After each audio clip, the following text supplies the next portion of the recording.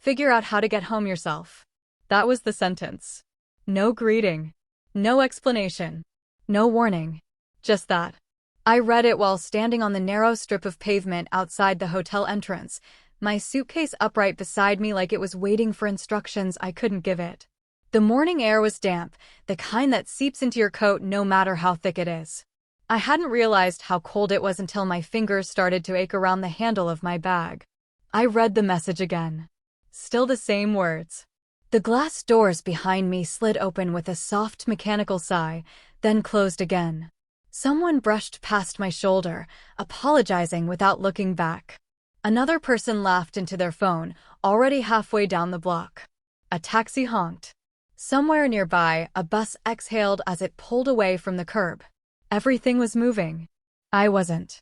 My phone felt heavier than it should have, like it was filled with something dense and unwelcome. I lowered it slightly and stared at the reflection of my face in the darkened glass of the hotel window. I looked normal. Tired, maybe. Pale. But normal enough that no one would guess what had just been taken from me. I checked the timestamp. 2 minutes ago. Then, without thinking, I opened my banking app. The company card wasn't there. Not declined. Not temporarily blocked. It was gone completely, like it had never existed. I refreshed the screen once. Then again. Nothing changed. The realization didn't arrive all at once. It came in pieces. Small, sharp pieces that landed one after another. I was still overseas. My return flight hadn't been booked yet. The hotel was charged to the company. My personal account had 40-something pounds in it. I felt the ground under my shoes in a new way then. Solid. Unforgiving. As if it was reminding me that I was very much awake. A gust of wind pushed at the hem of my coat. I zipped it up slowly, carefully, like fast movements might make something worse. My breath came out in shallow clouds. I focused on that for a moment. In. Out. In. Out. I didn't cry. That surprised me.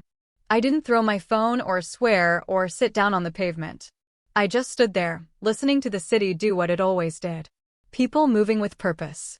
People who had places to be. People who hadn't just been erased by a sentence on a screen. I typed my response slowly. Each word deliberate. Okay, thank you for letting me know. I stared at it before sending, making sure there was nothing emotional hiding between the letters. No question marks. No accusation. Then I hit send. The little checkmark appeared almost immediately. Message delivered. I waited for something else to happen. Another message. A correction. Anything that suggested this was a mistake. Nothing came. I slipped the phone into my pocket and wrapped both hands around the handle of my suitcase. The metal was cold enough to sting. I welcomed the sensation. It gave me something specific to focus on. That was when I realized I hadn't called my daughter yet. The thought landed hard. She would be getting ready for school about now. Shoes half on, backpack unzipped, asking where the other sock was. She would be talking about something small and important in the way only children do. Something that felt enormous to her and harmless to the world. She would assume I was at work. That everything was normal. I looked down the street, trying to remember how I'd gotten there that morning. I could picture the hotel room clearly. The thin curtains that never quite closed. The hum of traffic outside the window that never stopped, even at night. I had packed carefully, folding my clothes the way I always did, checking the list in my head twice. Laptop. Documents. The folder with notes I'd spent weeks preparing. I'd been thinking about meetings. About deadlines. About getting home on time. I hadn't been thinking about this. I rolled the suitcase a few steps forward, then stopped again. The wheels made too much noise on the wet pavement. It felt wrong to move too fast, like I might miss something important if I did. I glanced back at the hotel doors. For a second, I considered going back inside. Sitting down in the lobby. Pretending I was just another guest waiting for a ride. But the idea felt dishonest. Like hiding from something that had already found me. So I stayed where I was. Standing. Breathing. Letting the weight of it settle. Somewhere deep in my chest, something tightened. Not panic. Not yet. More like the slow understanding that a line had been crossed without my consent. I didn't know how I was getting home. I didn't know how I was going to explain this. I didn't know what came next. But I knew one thing with absolute clarity. This wasn't a mistake. And whatever came after this moment, it was going to change everything. I didn't call my daughter right away. Not because I didn't want to hear her voice. Because I didn't know what I would say once I did. I walked a few blocks instead. Slowly. Letting the city pass me the way water passes a stone. I kept my suitcase close, one hand on the handle, like it was something fragile that might wander off if I let go. I found a small cafe tucked between a pharmacy and a closed clothing shop. The windows were fogged from the inside. Warmth leaked out every time the door opened. I went in and ordered the cheapest thing on the board.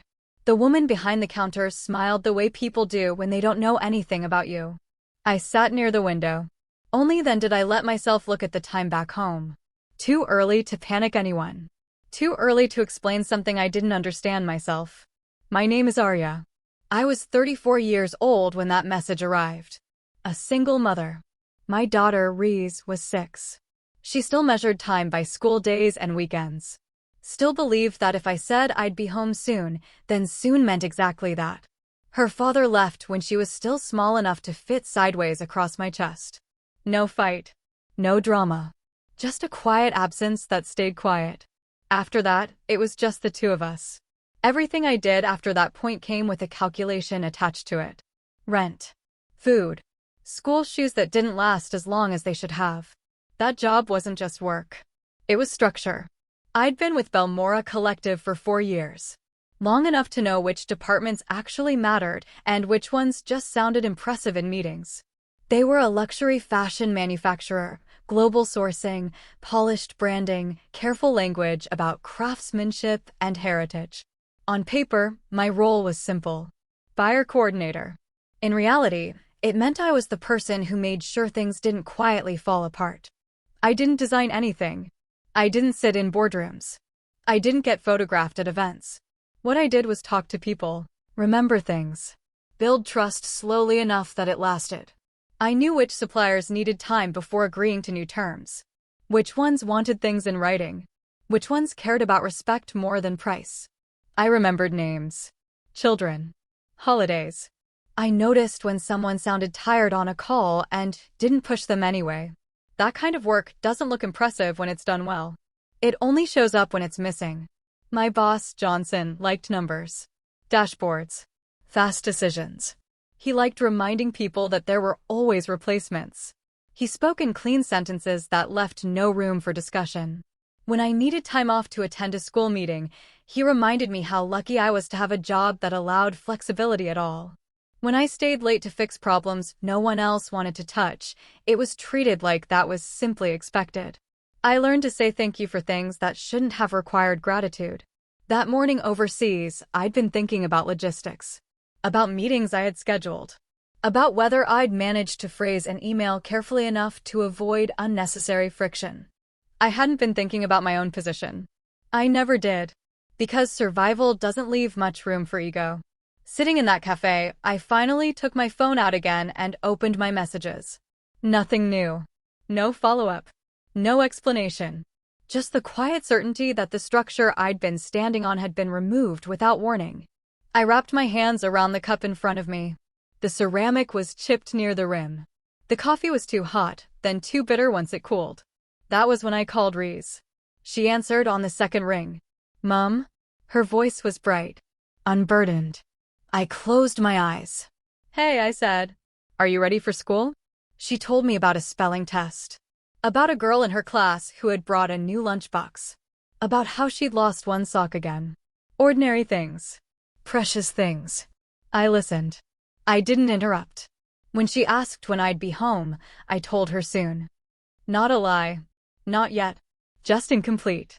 After we hung up, I sat there for a long time. People came and went. Cups clinked. Someone laughed too loudly at a joke I didn't hear. And slowly, beneath the shock, another realization settled in. The job hadn't just paid the bills. It had been holding up a fragile balance. And someone had just pulled it away without looking to see what would fall. I didn't know it yet. But whatever Johnson thought he'd removed that morning, it wasn't just me. And it wasn't going to stay contained. Johnson used to say my job was administrative. He said it in meetings when he wanted to move on quickly, when he didn't want to hear details, when he wanted to sound decisive. Just handle it, he'd say. As if things like trust and timing were buttons you could press. What I did didn't look impressive from the outside. There were no big presentations, no sudden wins, no dramatic moments that made people clap. Most of my work happened quietly, over weeks, sometimes months. I spoke to suppliers the same way every time. Slowly, carefully. I asked questions before making requests. I listened for what wasn't being said. I paid attention to tone more than words. I learned when to call and when not to. Which conversations needed to happen by phone. Which ones needed time before an answer could be expected. Some suppliers wanted numbers first. Others wanted reassurance. A few wanted nothing more than to be treated like their work mattered. I remembered things Johnson didn't think were relevant. Who had lost a parent? Who had just hired new workers? Who was struggling with delays that weren't their fault? When something went wrong, they called me. Not because I had authority, but because I didn't panic. Because I didn't blame. Because I didn't disappear. I kept notes. Not just contracts and dates, but patterns. Preferences. Small warnings that told me when pressure would break something instead of speeding it up. Johnson never read those notes. He skimmed emails. Asked for summaries. Wanted conclusions without context. He liked to say that relationships were secondary to leverage. Business is business, he'd remind me, tapping his pen against the table like that settled it. But business doesn't run on paper alone. It runs on people who decide whether or not to answer your call. More than once, I'd fixed problems Johnson didn't know existed. Shipments rerouted before they became delays. Disputes softened before they turned legal. Conversations reframed before they became confrontations. When it worked, no one noticed. When it almost failed, Johnson would ask why I hadn't moved faster. There was a meeting once where he presented numbers I recognized immediately. Projections I'd helped build through months of back-and-forth conversations. He spoke confidently. Took questions. Accepted praise. I sat at the edge of the table and said nothing. That was the pattern. I wasn't invisible because I lacked value. I was invisible because I absorbed pressure quietly. That made people comfortable. It also made me easy to dismiss. When Johnson talked about growth, he talked about scale, about speed, about replacing old systems with something leaner. He liked to talk about efficiency as if it was a virtue on its own. He never talked about continuity. Never talked about what happens when the person holding the threads lets go. By the time I was sent overseas, the work had already been done. Relationships established. Expectations managed. Trust built carefully enough that it could hold weight. Johnson saw the trip as a formality. A final push. I saw it as maintenance. That difference mattered more than either of us realized. And standing there that morning overseas, with my phone heavy in my pocket and no card to fall back on, I understood something with surprising clarity. They hadn't fired a replaceable employee. They'd removed the quiet part of the system. They just didn't know it yet. The assignment overseas wasn't framed as a choice. Johnson didn't ask if I could go. He told me when I would leave and how long I'd be gone. 3 weeks, maybe longer. As long as it took to stabilize things. He said it like he was doing me a favor. I nodded. Took notes. Asked practical questions. I didn't mention that 3 weeks was a long time when you measured life in school days and bedtime routines. Reese cried the night before I left. Not loudly. Not dramatically. She stood in the doorway of her room holding her backpack and asked if I could stay just one more night. I told her I couldn't. I told her it was important. I told her it wouldn't be forever. She listened. That was the hardest part. I packed after she fell asleep. Folded clothes quietly. Double-checked documents. I left a note on the kitchen counter with reminders written in my handwriting. Lunch money. Homework folder. Emergency numbers. Things only I remembered to write down. The first few days overseas blurred together. Hotel rooms look the same everywhere when you're only there to sleep. Meetings filled the daylight hours. Calls stretched late into the evening because of time differences. I ate quickly. Slept lightly. Every night, I called home. Reese told me about spelling tests and playground arguments. About missing her friend during reading time. about how her teacher liked her drawing. She asked when I'd be back. I kept answering with approximations. Soon. Not much longer. A few more days. Each time, the words felt thinner. Johnson called occasionally. Always impatient. Always asking for updates without wanting details. He wanted results, not process. Signatures, not conversations. He didn't ask how long things took to build. He only cared about when they would be finished. I missed Riza's class presentation. Watched a recording later on my phone in the hotel room, volume low so I wouldn't disturb anyone. Her voice sounded smaller through the speaker. She looked around the room before she started, like she was checking for me. I replayed it twice. I told myself it was temporary. That this was what responsibility looked like. That sacrifice was part of providing stability. That night, I sat on the edge of the bed and stared at the carpet pattern until my eyes blurred. The room smelled faintly of detergent and something chemical.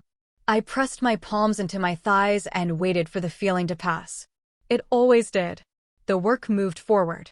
Slowly. Carefully. Conversations softened. Tensions eased. Agreements edged closer to something solid. Johnson sent a short message one evening. Good progress. Keep pushing. No acknowledgement of time. No mention of what it cost. By the second week, I was exhausted in a way that didn't show on the surface. I kept my voice even. My emails polite. My notes precise. Inside, I was counting days by bedtime calls. I told myself it would be worth it once things stabilized. Once I could go home. Once Ree stopped asking if I was still gone. I didn't know yet that the sacrifice wasn't being noticed. Only used. And that the moment it became inconvenient, it would be treated like it had never mattered at all. The shift didn't announce itself. There was no argument. No warning. Just a change in tone that I noticed before I understood it. Johnson started joining calls he'd never asked to be part of before. He spoke more than he listened. Interrupted at the wrong moments. Used phrases that sounded decisive but landed poorly. I watched people on the other end of the line grow quieter. When they asked questions, he answered too quickly.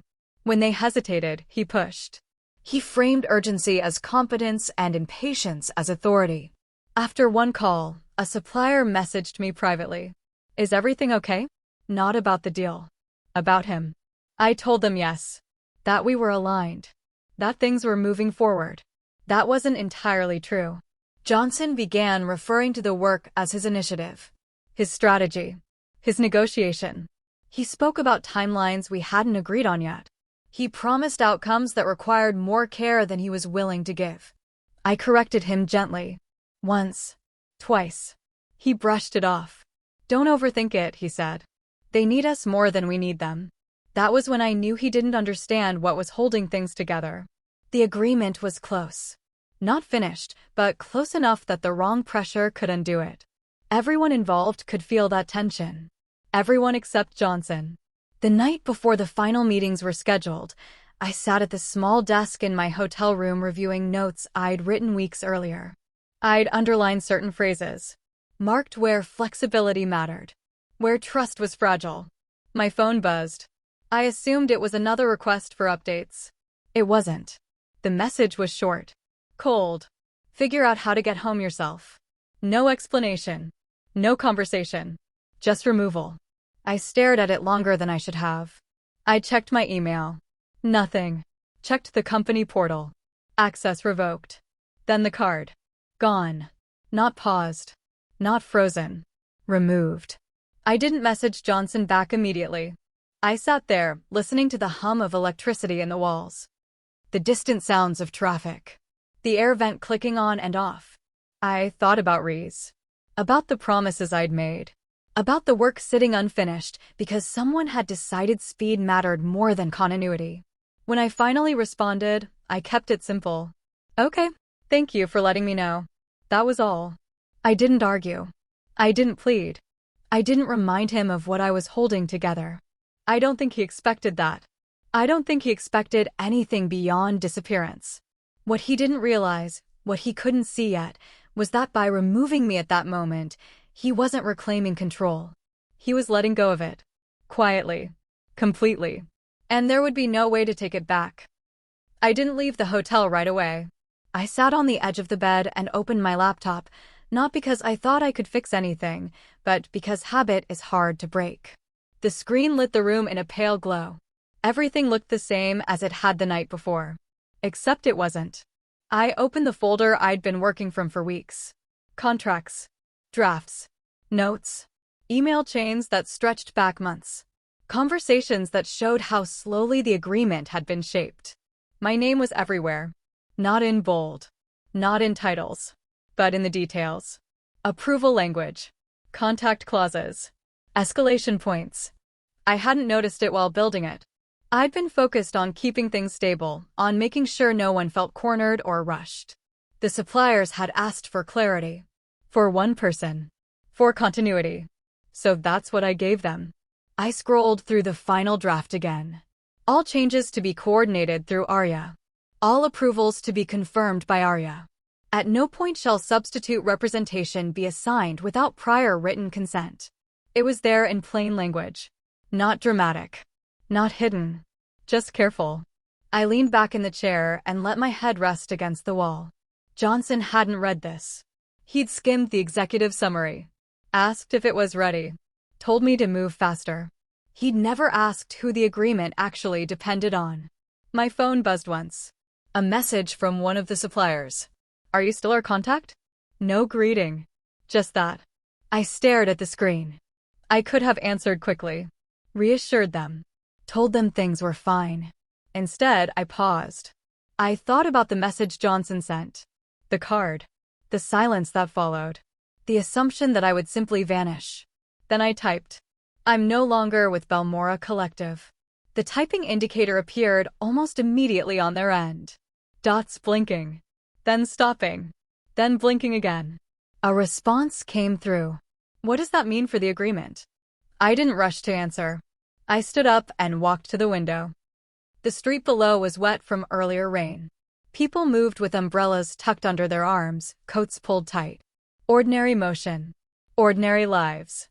When I replied, I kept it factual. It means I'm not authorized to proceed on their behalf. Another pause. Then the message that changed everything. Then there is no agreement. No anger. No threat. Just a statement. I felt something loosen in my chest. Not relief. More like recognition. I hadn't taken anything from anyone. I had simply been the one holding it. And without me, there was nothing left to hold. I didn't celebrate. I didn't smile. I closed the laptop gently and sat back down. For the first time since that message arrived, I wasn't reacting. I was choosing. And somewhere, without realizing it yet, Johnson had already lost far more than he thought he'd removed. I didn't call Johnson. That was the first decision. My phone was right there on the table. Fully charged. His name still saved in my contacts like nothing had changed. I could have called and explained. Could have warned him. Could have tried to negotiate my way back into a position I'd already been pushed out of. I didn't. I didn't send a long message either. No list of grievances. No reminder of the work I'd done. No explanation of what was about to unravel. Not because I didn't have the words. Because I finally understood that explaining myself was part of the job I'd just been fired from. Instead, I answered the messages that mattered. One supplier asked if someone else from Balmora would be reaching out. I told them I didn't know. Another asked if I would still be available independently. I said I couldn't speak for the company anymore. That was all. I didn't encourage anyone to leave.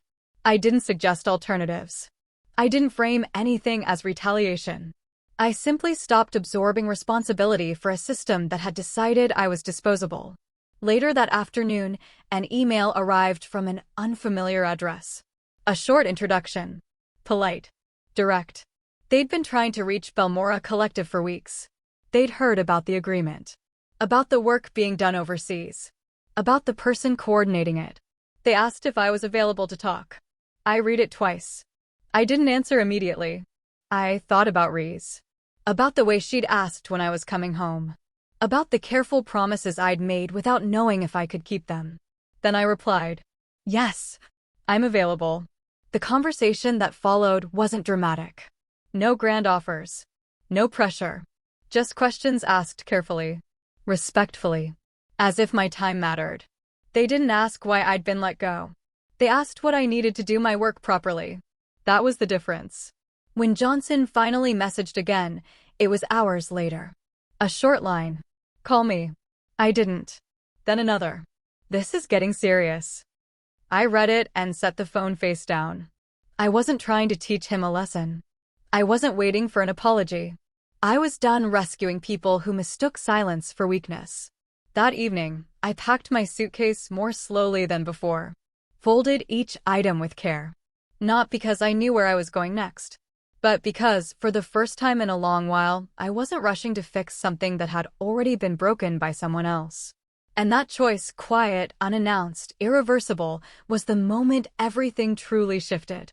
The first sign wasn't dramatic. It was quiet. An email that didn't arrive when it was supposed to. A meeting that kept getting pushed back.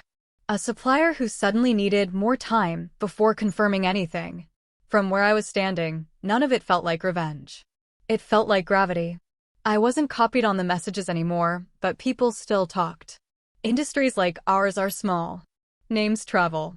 Silence travels faster. Belmora Collective started missing deadlines. Not the loud ones. The invisible ones. The kind no press release can fix. Materials arrived late. Then partially. Then not at all. The quality dipped in ways that didn't show up until production was already underway. Design teams complained first. Quietly. Then finance started asking questions they didn't like the answers to. Johnson tried to fix it the way he fixed everything. By calling louder people. By demanding faster turnarounds. By offering money without offering respect. It didn't work. The partners I'd spent years building trust with didn't pick up when he called. Some let it ring.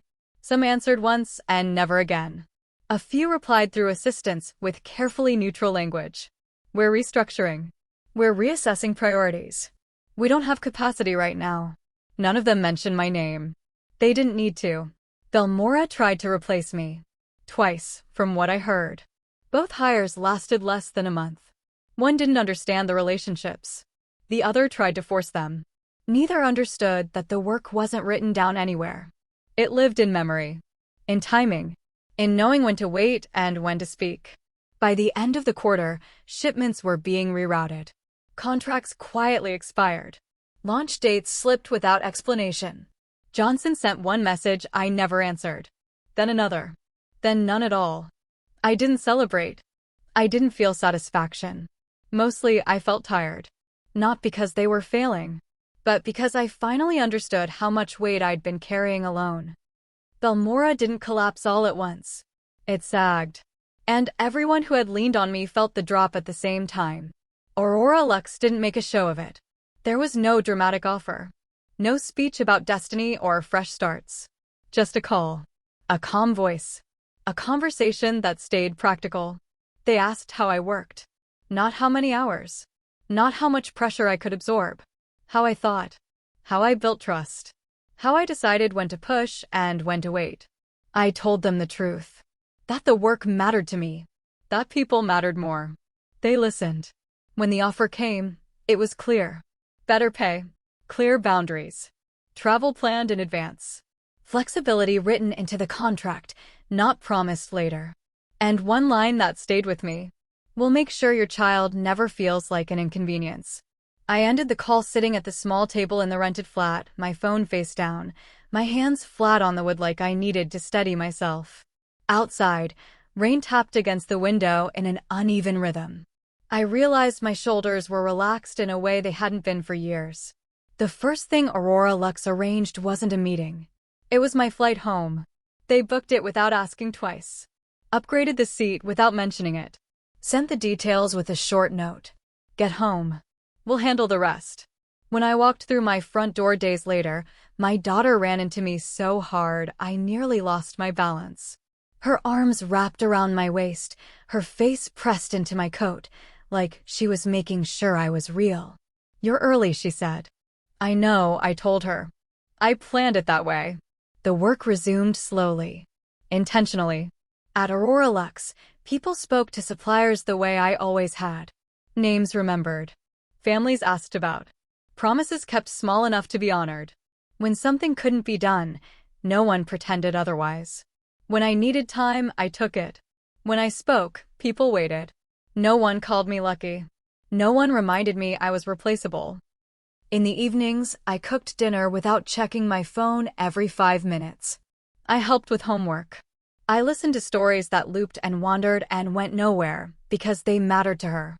Stability didn't arrive as fireworks. It arrived as quiet. And for the first time in a long time, quiet felt like safety. Years later, I don't replay that message as often. Not because it stopped mattering, but because it stopped hurting. I can still picture where I was standing when I read it.